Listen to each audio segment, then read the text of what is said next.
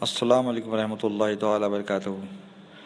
الحمد للہ رب العالمین، الصلاۃ والسلام علیک یا سید الانبیاء والمرسلین، اما بعد فاعوذ باللہ من الشیطان الرجیم، بسم اللہ الرحمن الرحیم۔ آج جس موضوع پہ ہم بات کریں گے وہ موضوع ہے اللہ کی رضا۔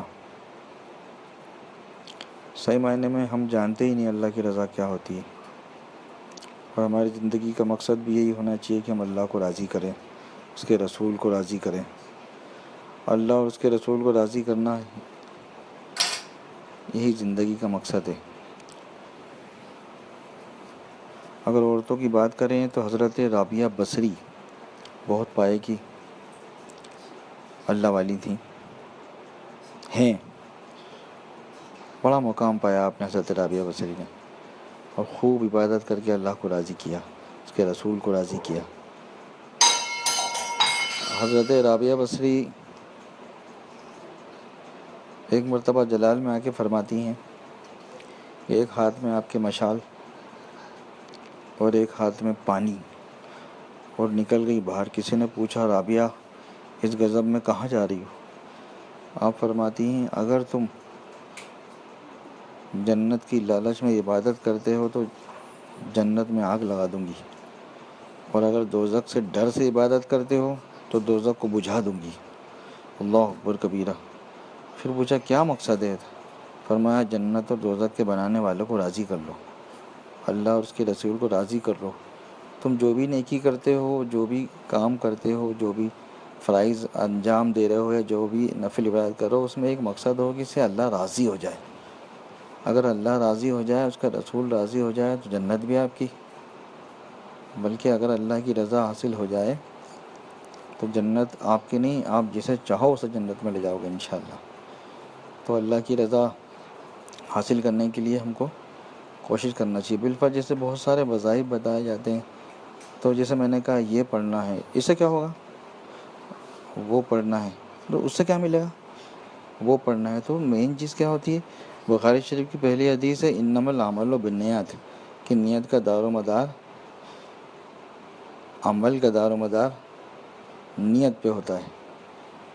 یعنی آپ جو بھی ہیں، آپ جس نیت سے جو نیکی کر رہی ہیں، اللہ بہتر جانتا ہے دلوں کے حال۔ تو ہماری نیت یہ ہو کہ ہم جو بھی عمل کر رہے ہیں اس سے اللہ راضی ہو جائے، اور جب اللہ اگر راضی ہو جائے گا تو جو چاہے دے دے گا وہ، اور آپ جو چاہو گی وہ اللہ آپ کو دے دے گا اگر وہ آپ سے راضی ہو گیا۔ پھر آپ کو مانگنے کی ضرورت نہیں پڑے گی کہ اسپیشلی اس کے لیے یہ وظیفہ پڑھوں، اس کے لیے وہ وظیفہ پڑھوں، اس کے لیے وہ وظیفہ پڑھوں۔ یہ رشتے کے لیے ہے، یہ نوکری کے لیے، یہ محبت کے لیے ہے، یہ تجارت کے لیے۔ تو ایک مقصد اگر ہمارا ہو جائے نا کہ ہم کو اللہ کو راضی کرنا ہے، اس کے رسول کو راضی کرنا ہے، اور اللہ رسول کب راضی ہوں گے؟ جب ان کے بتائے ہوئے احکاموں پہ ہم عمل کریں گے، ان کے بتائے ہوئے راستے پہ ہم چلیں گے، جب اللہ اور اس کے رسول راضی ہوں گے۔ حضرت رابعہ بصری نے اللہ کی رضا حاصل کری۔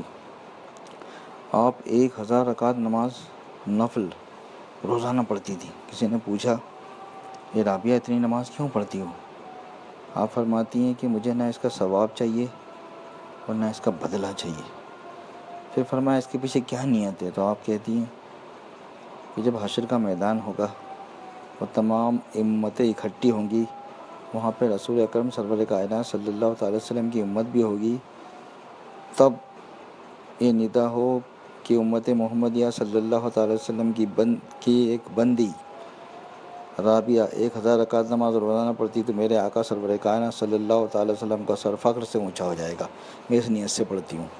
سبحان اللہ، کیا شان حضرت رابعہ بصری کی کہ ایک مرتبہ اپنی کرتی سی رہی تھی، اندھیرے کی وجہ سے سوئی میں دھاگا نہیں جا رہا تھا، بادشاہ کی سواری ادھر سے گزری، اور بادشاہ کی سواری گزری تو بہت سارے لائٹ وائٹ لگے ہوئے تھے، تو لائٹ ان کی کٹیا میں، ان کے حجرے میں لائٹ آیا، اس سے انہوں نے سوئی میں دھاگا ڈالا، کرتی سی اور پہن کے نماز کے لیے کھڑی ہو گئی۔ کیا تقویٰ اور کیا پرہیزگاری تھی، سبحان اللہ۔ نماز میں لطف نہیں آ رہا تھا، سجدوں میں مزہ نہیں آ رہا تھا، آپ نے کرتی اتاری، پھٹی کرتی پہنی اور پھر نماز پڑھی، پھر لطف آیا۔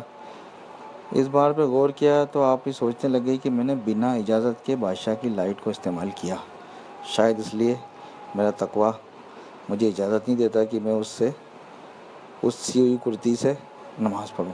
آپ صبح بادشاہ کے دربار میں گئیں اور جا کے معافی مانگی کہ میں نے بنا اجازت کے آپ کی لائٹنگ کو، آپ کی لائٹ کو، آپ کی روشنی کو استعمال کر کے سوئی میں دھاگا ڈال لیا تھا، مجھے معاف کر دیجیے، اللہ کی بارگاہ میں میری پکڑ ہو جائے گی۔ اللہ اکبر کبیرہ۔ حضرت رابعہ بصری کی کیا شان! حضرت رابعہ بصری کی شان میں آپ کو بتاؤں کہ ایک مرتبہ حضرت ابراہیم بن ادم رحمۃ اللہ علیہ نے نیت کری کہ میں کعبے کی زیارت کرنے جاؤں، اور کعبے کی ایسی زیارت کرو کہ جو آج تک کسی نے نہ کی نہ کوئی کر پائے گا۔ تو آپ اپنے گھر سے نکلے تو کیسے گئے؟ ہر قدم پہ 2 رکعت نماز پڑھتے، پھر 2 قدم چلتے، پھر 2 رکعت نماز پڑھتے، پھر 2 قدم چلتے، پھر 2 رکعت نماز پڑھتے۔ ایسا وہ اپنے گھر سے نکلے تو وہ 16 سال میں مکہ شریف پہنچے، اور جیسے ہی حرم شریف پہنچے تو آپ نے دیکھا کعبہ ہی نہیں جگہ پہ۔ تو آپ فرماتے ہیں اللہ، کیا ابراہیم کی آنکھیں اتنی گناہ گار ہیں کہ اسے کعبہ نہیں دکھ رہا ہے، یا پھر تیرا کعبہ ہی جگہ پہ نہیں ہے؟ تو الہام ہوتا ہے کہ ہمارا کعبہ جگہ پہ نہیں ہے، وہ ہماری ایک برگزیدہ بندی آئی ہوئی اس کے استقبال کے لیے گیا ہوا ہے۔ تو آپ گئے ڈھونڈنے کے لیے، جب آپ نے دیکھا تو مکہ شریف کی سرحد پر حضرت رابعہ بصری آگے آگے جا رہی ہیں اور کعبہ ان کے پیچھے پیچھے چل رہا ہے۔ سبحان اللہ۔ آپ نے جب دیکھا تو اللہ والے بھلے ایک دوسرے سے ملے نہ ہوں لیکن جانتے ہیں ایک دوسرے کو۔ حضرت ابراہیم بن ادم فرماتے ہیں، وہ کبھی ایک دوسرے سے ملے نہیں تھے لیکن فرماتے اے رابعہ، یہ کمال تو نے کہاں سے پایا؟ آپ فرماتی اے ابراہیم سن، ہر قدم پہ 2 رکعت پڑھ کے آنا کمال نہیں ہے، ہر قدم پہ 2 رکعت پڑھ کے آنا کمال نہیں ہے، تو کعبے کی محبت میں آیا ہے، اور میں کعبے کی یعنی جناب محمد رسول اللہ کی محبت میں آئی ہوں، اس لیے کعبہ میرے پیچھے آ گیا۔ سبحان اللہ۔ تو یہ رابعہ بصری کا مقام ہے۔ تو میرا کہنے کا مطلب یہ ہے کہ ہم رابعہ بصری تو نہیں بن سکتے، لیکن حضرت رابعہ بصری کی زندگی پہ عمل کر کے، ان کے اصولوں پہ عمل کر کے ہم جو ہے ہماری زندگی کو وہ کر سکتے ہیں، مطلب راہ راست پہ لا سکتے ہیں، اہدنا الصراط المستقیم پہ چلا سکتے ہیں۔ میرا کہنے کا مطلب ہے کہ کوئی بھی عمل ہو تو اس میں یہ نیت ہو کہ اللہ راضی ہو جائے، یعنی اللہ اگر راضی ہو جائے تو پھر کیا بات ہے۔ بالفرض جیسے کوئی نوکرانی آپ کے وہاں کام کرنے آئی، ٹھیک ہے، اللہ رسول کی ذات مثال سے باقی ہے، آپ نے بولا کیا لوگی؟ اس نے کہا جو سمجھ میں آئے آپ کو دے دینا۔ اس نے کام کرا، اب کام کر کے آپ کو خوش کر دیا، آپ کوئی قید نہیں ہے کہ آپ کیا دو اس کو۔ آپ نے بولا بولو کتنے پیسے ہوئے تمہارے، کہ تم نے روم صاف کرا، برتن صاف کرے، جو دینا ہو بیوی دے دو۔ تو آپ اگر اس کے کام سے خوش ہو گے، جیسے مان لیجیے پہلے نوکریوں کا ریٹ مان لو دن بھر کا 50 روپے کا ہے، لیکن آپ خوش ہو گئے اس کے کام سے، جو دینا ہے دے دو۔ نے کہا اچھی ہے، لالچی بھی نہیں، تو وہ آپ کو 500 روپے بھی دے سکتا، آپ اس کو خوش ہو کے 500 بھی دے سکتی ہو، 100 بھی دے سکتی ہو، 200 بھی دے سکتی ہو، یعنی جتنی اس کی مزدوری بنتی ہے اس سے تو آپ زیادہ ہی دو گی، کیونکہ آپ اس کے کام سے خوش ہو، نہ انہوں نے کوئی ڈیمانڈ رکھی تھی۔ اسی طرح ہم کوئی عمل اگر اللہ کی بارگاہ میں کریں تو ڈیمانڈ نہیں کریں۔ آزمایا ہوا عمل ہے، آزمایا ہوا عمل ہے، آزمایا ہوا عمل ہے۔ میں برسوں سے اس چیز کو آزما رہا ہوں کہ میں کسی بھی چیز کو کسی کام کے لیے نہیں پڑھتا، میں اللہ پہ چھوڑ دیتا ہوں، تجھے دو عطا کرنا ہے کرتے پروردگار، تو قادر مطلق ہے۔ اب 7 فرماتا ہے 70 گنا دوں گا، وہ چاہے تو 700 گنا دے دے، وہ چاہے 7000 گنا دے، وہ چاہے 7 لاکھ گنا دے، وہ چاہے ایک سجدے کے بدلے میں جنت دے دے، وہ چاہے زندگی بھر کی عبادت کو بیکار کر دے۔ ان اللہ علی کل شیء قدیر، وہ ہر چیز پہ قادر ہے۔ تو اپنے رب کو راضی کرنے کے لیے، اللہ کے رسول کو راضی کرنے کے لیے آج سے لگ جائیں۔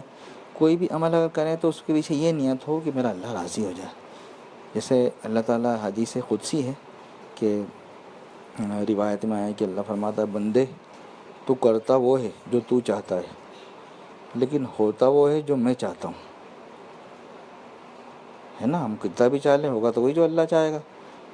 پھر فرماتا ہے کہ تو وہ کر جو میں چاہتا ہوں، پھر ہوگا وہ جو تو چاہتا ہے۔ سبحان اللہ، یعنی تو میرے احکام پہ، میری مرضی پہ اپنی زندگی گزار، پھر جو تو چاہے گا وہی ہوگا۔ ایسے اللہ والے اللہ تبارک و تعالیٰ کی مرضی پہ پوری زندگی گزارتے ہیں، پوری زندگی کو عبادت میں گزارتے ہیں، پھر وہ کہتے ہیں جا تیرے وہاں بیٹا ہوگا تو بیٹا ہو جاتا ہے۔ جب تیرا ایسا ہو جائے گا تو ویسا ہو جاتا ہے، کیونکہ وہ اللہ کو راضی کر لیتے ہیں۔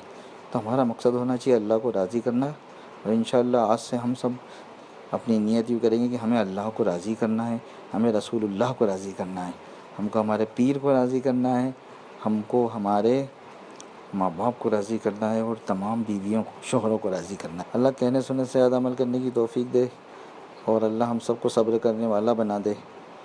کام وہ لے لیجئے تم کو جو راضی کرے، ٹھیک ہو نام رضا، تم پہ کروڑوں درود۔ الہی دکھا دے وہ مدینہ کیسی بستی ہے، جہاں پہ رات دن مولا تیری رحمت برستی ہے۔ نارے دوزخ سے بچا، فردوس کر ہم کو عطا، بندہ غفار نوری باصفا کے واسطے۔ السلام علیکم ورحمۃ اللہ وبرکاتہ۔